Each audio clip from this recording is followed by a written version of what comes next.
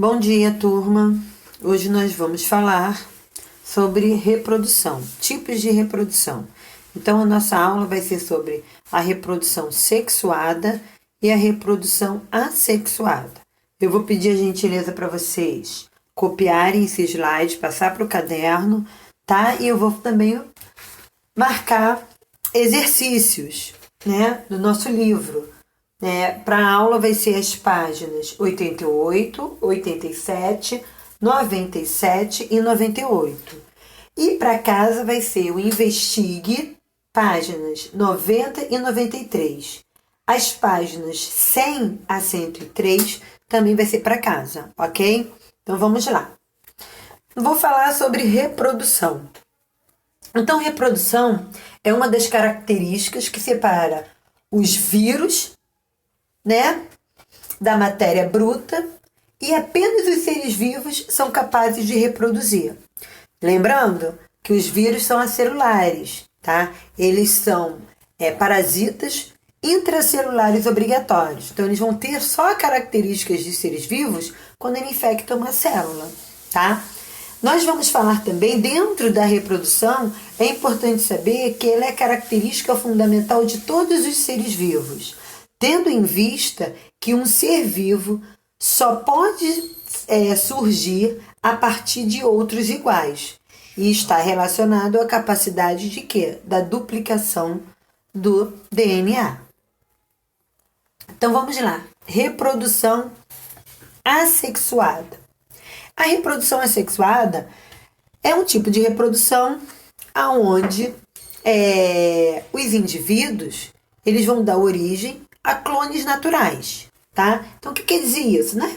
Dentro das características da reprodução assexuada, nós vamos ver que ela apresenta um baixo custo energético. Por que um baixo custo energético? Porque os seres vivos, nesse caso, eles têm a capacidade de se fecundar. E em contrapartida, eles apresentam uma alta velocidade. Então, significa que a reprodução desses seres vivos é muito rápida, tá? Então, dentro dessa característica também da reprodução assexuada, vai estar relacionado à ausência de troca de material genético e os indivíduos são idênticos entre si. Por isso que nessa reprodução vai apresentar baixa variabilidade genética. No próximo slide, eu vou falar sobre tipos observados da reprodução assexuada. Então, são vários tipos de reprodução assexuada. Então, aqui, ó. O primeiro, você está observando, é a divisão binária, que é também chamado de cisparidade. E aí, nós vamos encontrar principalmente em bactérias esse tipo de reprodução. No caso desse slide aqui, eu coloquei como exemplo o paramércio, tá? Mas as bactérias também fazem esse tipo de reprodução, ok? Bom, o outro tipo, ela é chamada de divisão múltipla. Significa o quê? Que nessa divisão também é chamada de esquizogonia. O que isso significa? Um organismo celular dá origem a várias células geneticamente iguais a ele.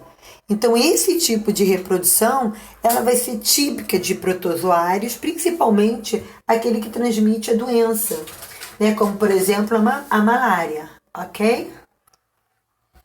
Bom, um outro tipo também de reprodução assexuada, aí no caso eu estou mostrando para vocês os poríferos, que são conhecidos como as esponjas, tá? É o brotamento. Há um crescimento de um broto na lateral do organismo e quando este broto é cortado ou cai, gera um organismo geneticamente igual ao original. Então, nós vamos encontrar esse tipo de reprodução nos poríferos e nos quinidários, tá bom? Um outro tipo de reprodução também é a fragmentação, que ela também é chamada de laceração. Primeiro há um corte do organismo e depois o crescimento dessas partes. Então, nós vamos encontrar nas estrelas do mar, nas planárias, tá? Também eu vou falar sobre um tipo de reprodução que é chamado partenogênese. Esse daí é um caso especial da reprodução assexuada. O que quer dizer isso? Ocorre a produção do desenvolvimento de novos indivíduos a partir do óvulo não fecundado. E isso geralmente ocorre nas abelhas. Quando há reprodução sexuada, são formadas abelhas fêmeas, que elas são diploides, que elas serão operárias ou futuras rainhas. Quando a rainha morrer, né? Porém, para a produção das abelhas de machos, eles são haploides. Então, o óvulo se desenvolve sem ser fecundado. Então, isso é um caso especial de tipo de reprodução assexuada. Um outro também, né, é a metagênese. O que quer dizer isso? Ocorre uma alternância de geração. O que quer dizer? Ou seja, nesse tipo de reprodução, há uma fase sexuada e uma fase assexuada. Geralmente a gente vai encontrar nos quinidários, tá? Nós temos a fase de medusa, tá? Que vivem na forma livre e possuem gametas que se fundem formando o zigoto.